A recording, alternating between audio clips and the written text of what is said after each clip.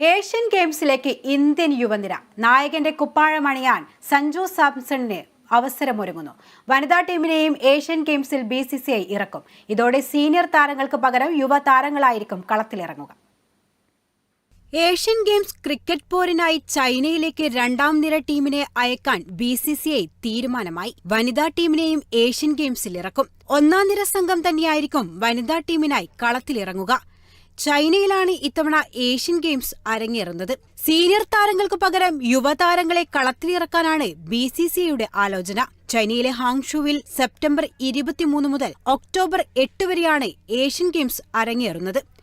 ലോകകപ്പ് പോരാട്ടങ്ങൾ മുന്നിലുള്ളതിനാലാണ് മുതിർന്ന താരങ്ങളെ ഒഴിവാക്കാൻ BCCI തീരുമാനിച്ചിരിക്കുന്നതെന്നാണ് റിപ്പോർട്ടുകൾ. ഒക്ടോബർ നവംബർ മാസങ്ങളിലായാണ് ഏകദിന ലോകകപ്പ്. ഇന്ത്യയാണ് വേദി. രോഹിത് ശർമ്മ, വിരാട് കോഹ്ലി, ഹാർദിക് പാണ്ഡ്യ, മുഹമ്മദ് ഷമി, ജസ്പ്രീത് ബുംറ, KL രാഹുൽ തുടങ്ങിയ സീനിയർ താരങ്ങൾക്കാണ് വിശ്രമം നൽകാൻ ആലോചന.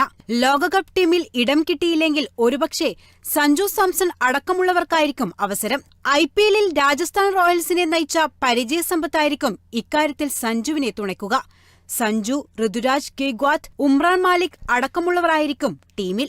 Sports desk, Kerala vision news.